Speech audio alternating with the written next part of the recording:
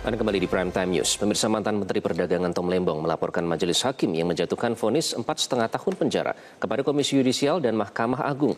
Pelaporan terkait dengan profesionalitas penegakan hukum.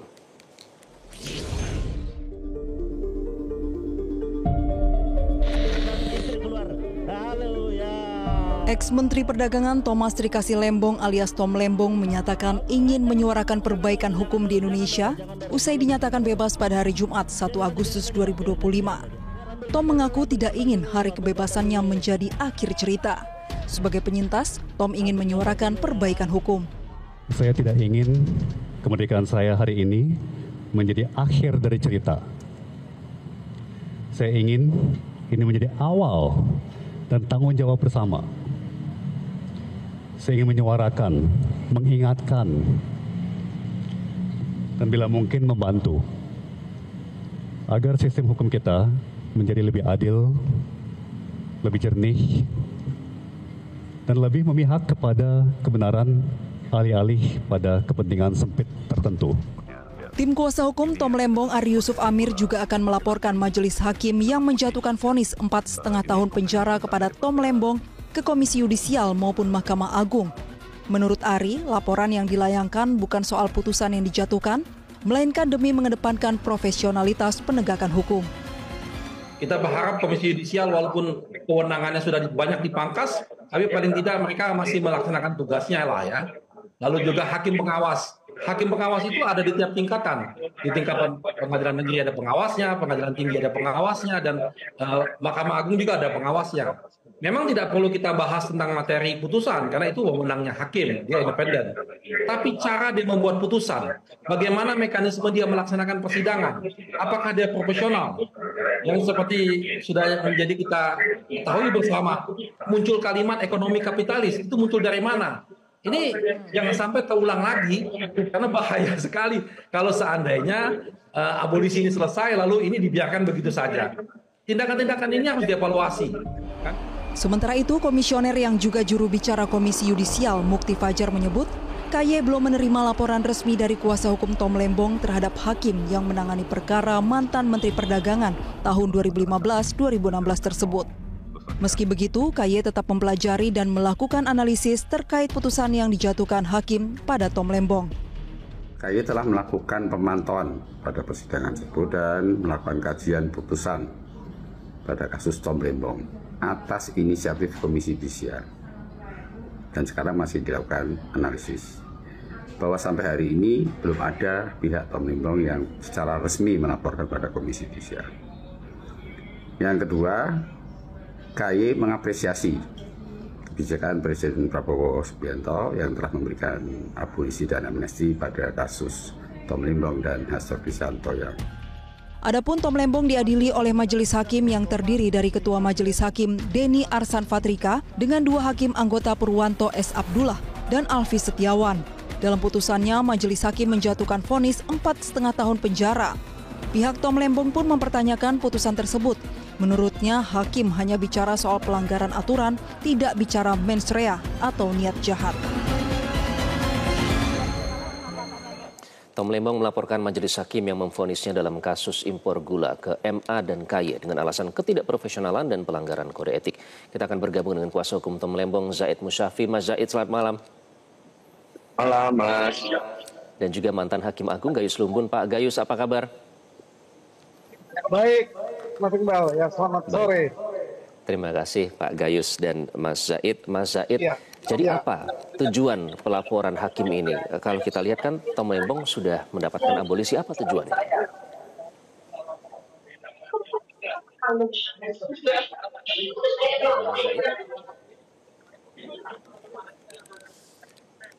Mas Zaid, selamat malam. Malam, Mas. Iya, baik. Jadi apa tujuan pelaporan ini, Mas Zaid, ke pelaporan majelis hakim ini, karena Tom Lembong kan sudah mendapatkan abolisi, apa yang ingin dicapai? Ya, jadi gini, pelaporan ini kita tetap laksanakan untuk perbaikan dan evaluasi Karena tidak menutup kemungkinan kasus seperti Pak Tom Lembong ini menimpa siapa saja yang mungkin dia sendiri juga tidak memiliki akses terhadap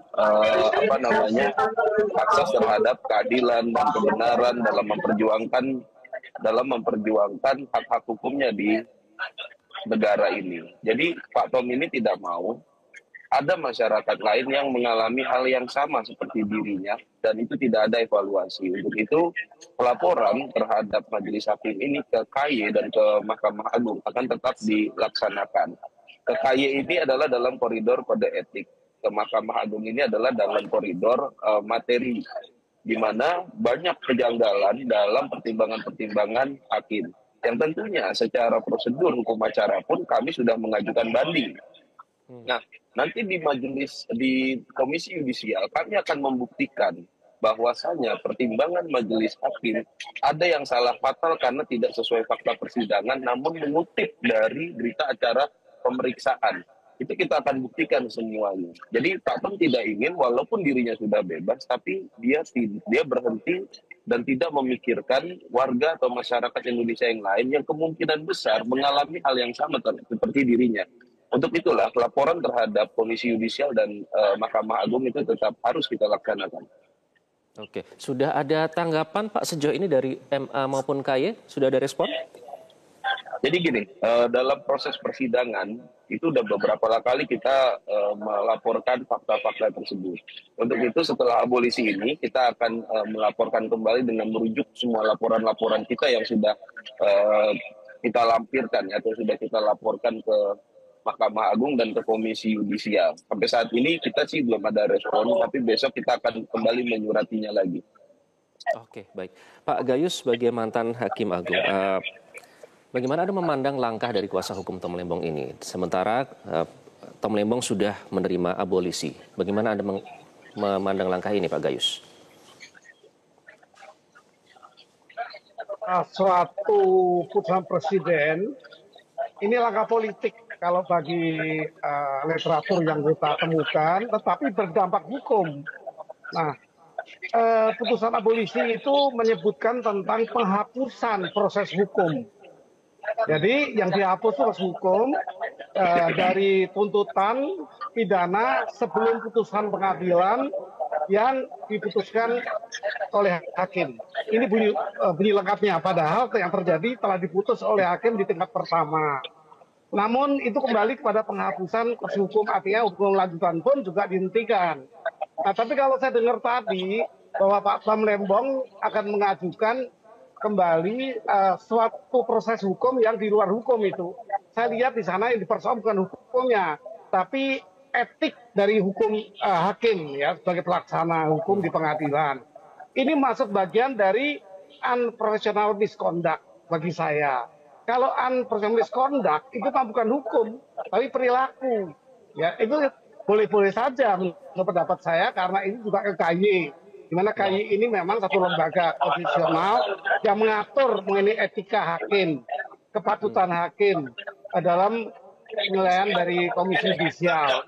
Juga ke MA itu mungkin bidangnya untuk pengawasan. Nanti di sana akan dilakukan mungkin kalau KY merekomendasi, artinya putusan yang berat baru dikirim ke MA. Nanti di sana ada wasmat.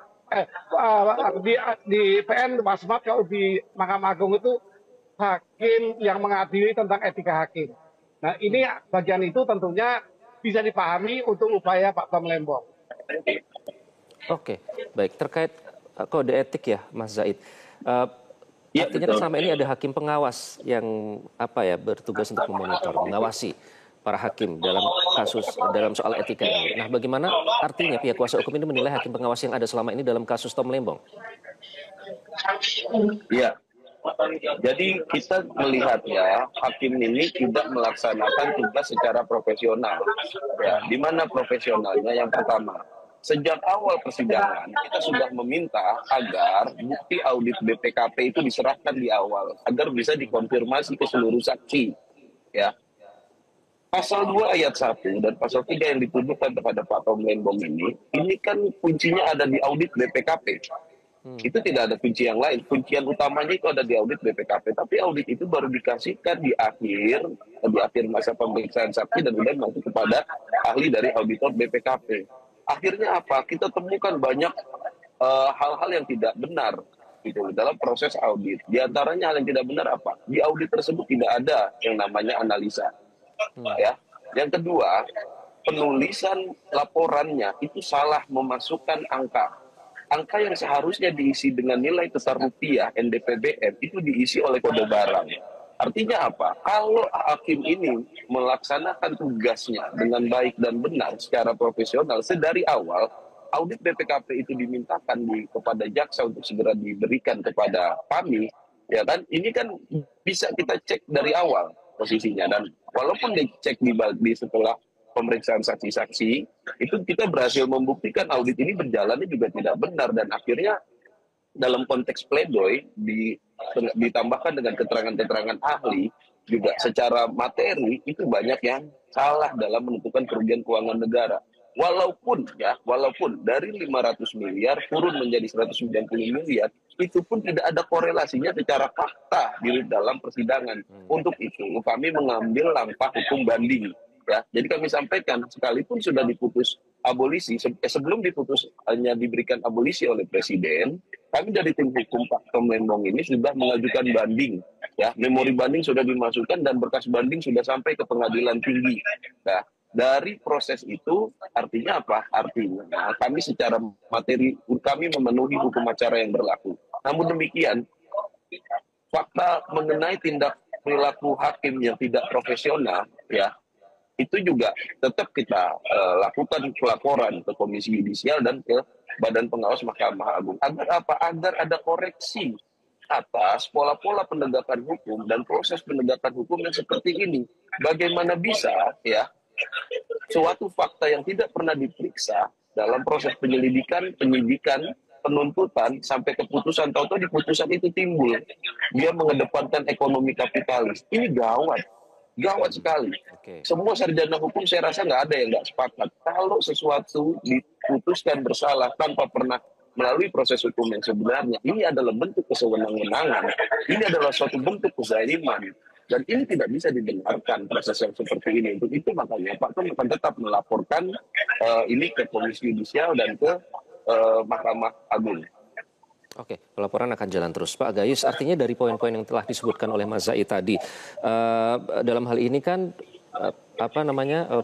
terkait dengan bagaimana mekanisme cara membuat putusannya, kemudian dalam menjalankan persidangan. Nah, apakah hal-hal ini bisa dianggap sebagai bentuk pelanggaran etik oleh hakim atau itu sepenuhnya independensi dari independensi yudisial, Pak Gayus? Ya, saya akan menjelaskan tadi saya jelas mengatakan upaya untuk pelaporan itu.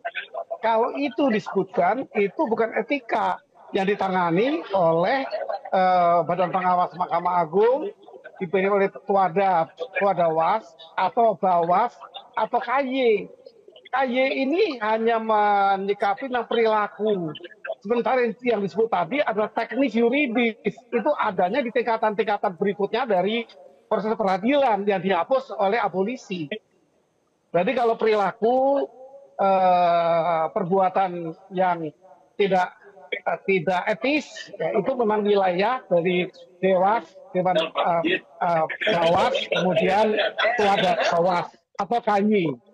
Itu pendapat saya. Tetapi kalau teknis yuridis, salah menghitung, kemudian pandangan-pandangan hakim yang tidak sesuai dengan proses, itu semua teknik yuridis dan itu adanya pada banding atau kasasi pemeriksaannya. Oke, baik. Mas Zaid, tanggapannya? Baik, saya tanggapi. Jadi gini, memang banyak hal ya, Prof. Gayus ya, kami sampaikan atas pelanggaran-pelanggaran yang kami pandang selama proses peradilan kemarin berjalan. Nah, salah satu lagi yang kita akan laporkan adalah tindakan hakim yang tidak menjunjung tinggi asas imparsialitas.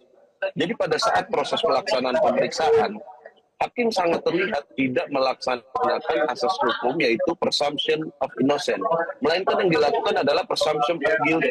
Jadi sedari awal pola-pola pelaksanaan proses persidangan yang dilakukan khususnya kita berani sebut nama oleh hakim anggota Alvis itu cenderung memang mengarahkan Pak Tom Lembong itu sebagai orang yang bersalah, dan terlihat sekali secara tegas bahwasanya di situ tidak ada sikap profesional dia sebagai seorang hakim yang menjunjung tinggi asas imparsialitas tadi. Nah, pada saat persidangan itu sangat terlihat dan sangat ketara, dan dia menyimpulkan dan mengarahkan ya itu saksi-saksi itu agar memberikan keterangan gitu kan, seolah-olah pertanyaannya pun tanda kutip menjebak agar menyudutkan Pak Tom Lembong selaku terdakwa. Yang pertanyaan-pertanyaan ini menurut kami, hemat kami adalah ranah dan domain pembuktian oleh jaksa penuntut umum gitu loh. Nah, tindakan sikap unprofesional dengan mengedepankan asas presumption of guilty inilah salah satu hal yang akan kita laporkan dalam konteks kode etik perilaku hakim itu tadi.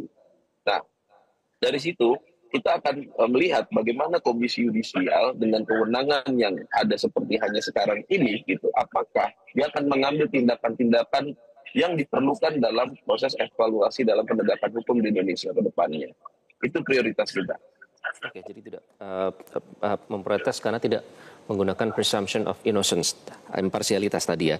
Pak Gayus, ya. Jadi sebenarnya kalau melihat dari kasus ini, apa batas yang jelas antara sebenarnya kritik terhadap mekanisme membuat putusan atau saya tidak bisa mengomentari tentang kasuistis ya. Tentu ini kasuistis yang tentu tidak mudah untuk saya beri komentar seketika ini. Tapi saya bisa memilah saja, teknis yuridis itu tetap di daerah peradilan. Artinya kalau ada yang tidak puas atau merasa berbeda, bisa upaya appeal, banding, atau kasasi. Tetapi kalau pengawasan sifatnya itu etik ya, etik atau pelanggaran-pelanggaran etika. Nah, apakah ini masuk etika apa tidak? Saya pikir saya tidak dengan mudah tidak cepat memilah. Kami kasuistis, kasusnya Pak Tom Lembong secara khusus, secara spesifik. Tapi saya memandang bahwa seluruh pengaduan-pengaduan seperti ini di mana saya mengalami, saya juga mengadili pelanggaran etik ketika saya di Mahkamah Agung disebut MKH, Majelis Kehormatan Hakim. Nah, Majelis Kehormatan Hakim ini tidak punya wewenang untuk mengadili teknis yuridis, kami hanya kepada perilaku. Oke. Pak Gayus, jadi jika laporan ini nanti ditindaklanjuti oleh KY, menurut Anda dan kemudian ternyata ditemukan pelanggaran, apakah ini bisa mempengaruhi kebebasan hakim di masa depan dalam memutuskan perkara, ya, Pak Gayus? Itu sepenuhnya ada di kewenangan KY atau Komisi Yudisial, sebuah komisi yang dibentuk secara konstitusional itu memfokuskan kepada perilaku. Tapi kalau memang nanti KY akan memperluas, ya itu kewenangan KY juga. Tapi saya diberi pandangan yang bukan kasuistis. Saya tidak mempelajari kasus ini. Oke, baik. Terima kasih Pak Gayus. Mas Zaid, terima kasih sudah bergabung di Prime Time News. Kita akan nantikan perkembangannya dari hal ini.